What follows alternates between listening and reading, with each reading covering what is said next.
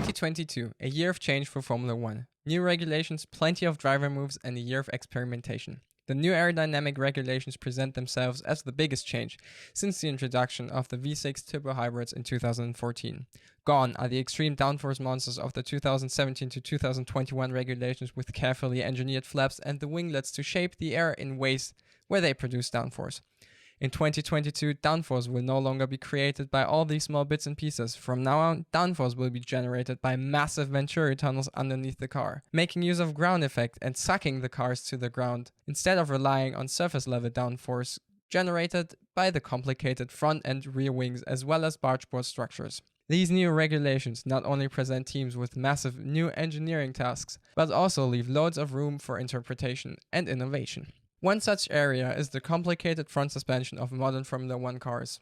Although attempts at changing the architecture of the front axle have been made in recent years, mainly by Ferrari, all teams have returned to a tried and trusted suspension system, the so-called pushrod suspension. To understand how this system works, we'll first need to take a look at how the suspension on a Formula 1 car works. As you've probably seen on any modern open-wheeler car, the suspension components of these cars are not visible from the outside to not interfere with the airflow around the wheels. Instead, teams move all the important suspension components inside of the chassis. I won't go into exact detail as to how the suspension works and only give a quick rundown. In a normal road car, your wheel is mounted to the wheel hub, which connects to the dampers and springs that make up the suspension of your car. These components are mounted to the car's frame. Going over a bump, the suspension spring compresses. To prevent the car from always bouncing around, the damper softens the extension of the spring to keep all wheels firmly planted to the ground.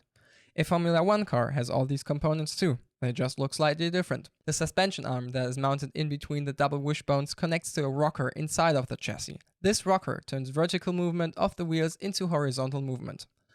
The rocker is also connected to a damper like those found in a road car. But the spring is replaced by a so-called torsion bar. Instead of compression and extension, a torsion bar twists to absorb or release energy. Now back to the pushrod. In this design, the rocker that converts the up and down movement of the wheels into horizontal movement is mounted towards the top of the chassis. When the wheel moves up, the rocker is pushed inwards, twisting the torsion bar and pushing on the damper.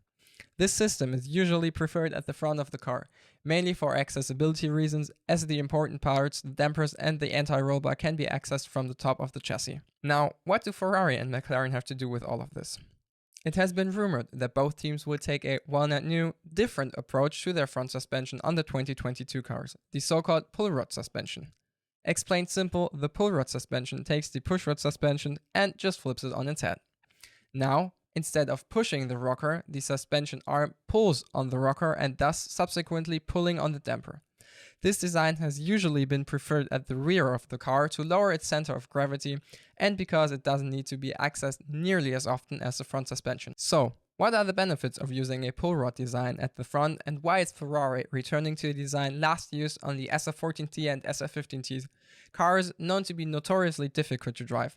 Benefits are trisome. One I have mentioned already, it provides a lower center of gravity as other suspension components such as the anti-roll bar can also be moved lower in the chassis. The other and probably more important benefit is aerodynamics. The suspension rod must enter the chassis at some point. In a pushrod design, this happens very close to the top of the chassis, creating a near diagonal line that air must pass through in the space between the two double wishbones that attach the wheel assembly to the car. In a pull rod design, this suspension rod can enter towards the bottom of the chassis, almost blending in with the fixed point of the lower wishbones. This creates much less turbulent air, which is especially important on the new cars as they are allowed way less aerodynamic devices than their predecessors. Another key factor in the decision to switch to pull rod is sheer physical size. The chassis height around the suspension area has been reduced, thus making it more difficult to fit all the necessary components in less space than before. McLaren has already teased us with some pictures of their 2022 chassis, and while difficult to tell, it appears as if there are no entry points for a pushrod in their competitor for the new regulations.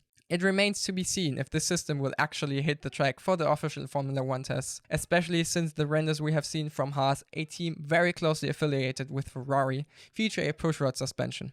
Only time will tell if this approach will be successful or remain a one-off and create another car that oversteers and understeers at the same time. Sorry, SF14T. If you like this video, make sure to drop us a like or maybe even consider subscribing. as this will boost our content in the algorithm and help us reach more people. Thank you very much for watching. See you in the next video. Bye.